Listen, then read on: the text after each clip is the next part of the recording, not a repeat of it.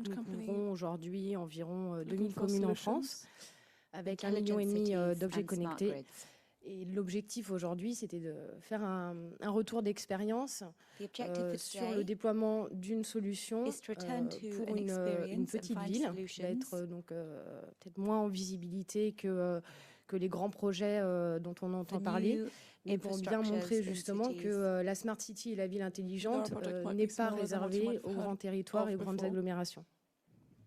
Alors bonjour, Thierry Vincent, je suis maire de Saint-Amand-Montrond, 11 000 habitants, président d'une communauté de communes de 21 000 habitants. Donc c'est vous dire donc la petite taille, donc en plus au milieu de la France, à 46 km au sud de Bourges.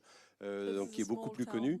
Et pour autant, donc quand j'ai été élu en 2008, l'objectif était comme tout chef d'entreprise ou gestionnaire de collectivité, c'est faire des économies. Et les économies se font avant tout sur le fonctionnement. Et un de mes grands postes de consommation, ce sont les fluides. Donc eau, électricité, gaz, 1 200 000 € annuels de fonctionnement. Et puis, quand on regarde dans ces consommations, l'eau, l'eau c'est quand même très important. Et avec nos partenaires, nous sommes en partenariat avec Veolia, et on s'est aperçu que les pertes en eau sur un réseau, parce que à la campagne, les réseaux sont très étendus, hein, beaucoup de conduites de canalisation avec peu de personnes connectées dessus. Eh bien, donc on avait entre 15% et 40% de pertes d'eau sur le réseau. Donc l'objectif était de réduire ces pertes en eau, et donc on s'est tourné vers M2O City pour mettre en œuvre un grand programme de capteurs. Donc, nous avons déployé sur la commune 83 capteurs sur différentes thématiques autour de l'eau, du gaz, de l'électricité, de la température, mais aussi de la mesure de la qualité de l'air et du bruit. Donc nous allons y revenir par la suite.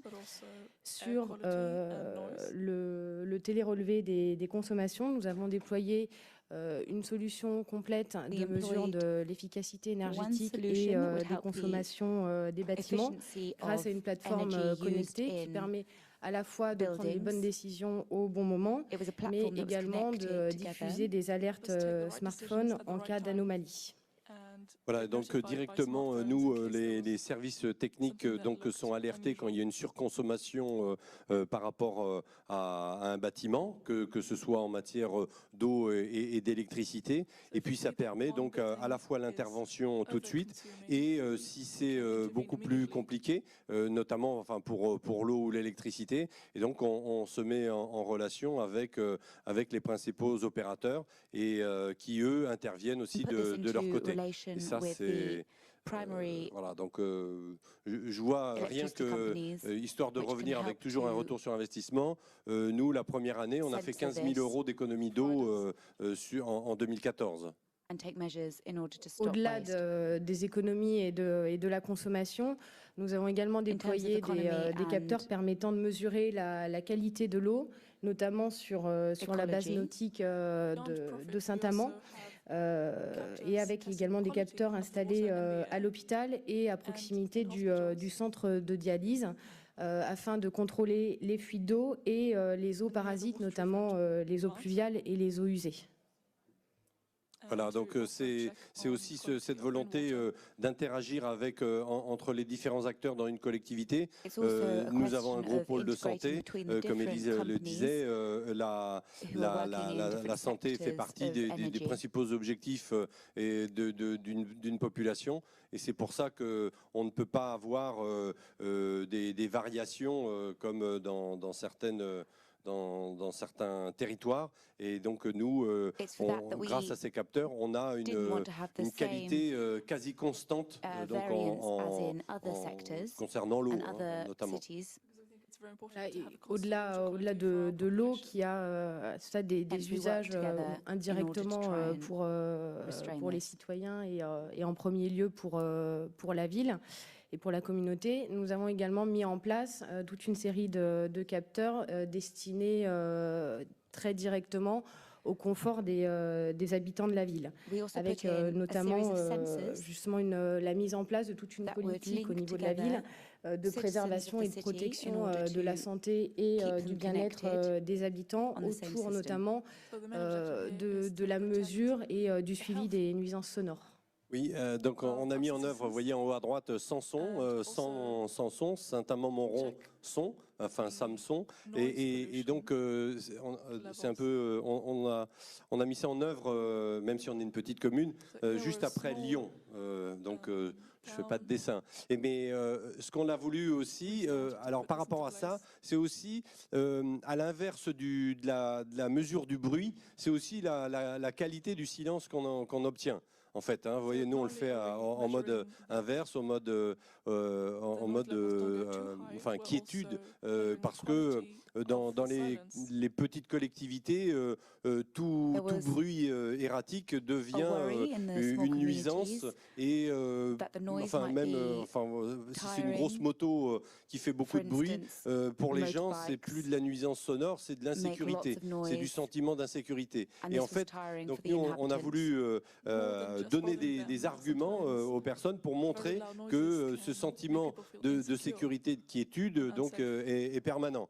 Mais à l'inverse, par exemple, une fois sur un capteur, on a vu des bruits erratiques et en fait c'est ce qui nous a permis justement de s'apercevoir qu'à proximité de ces capteurs, il y avait une usine qui à certaines heures de la nuit faisait un peu plus de bruit. C'était les systèmes de refroidissement et donc de réalimentation qui faisaient une nuisance sonore. Ce qui a été perçu par des personnes, mais nous on avait la preuve aussi parce que bon, le sentiment de bruit c'est quand même assez vague et donc on a pu voir avec l'usine la mise en œuvre de systèmes pour réduire phoniquement de l'intérieur ces nuisances sonores.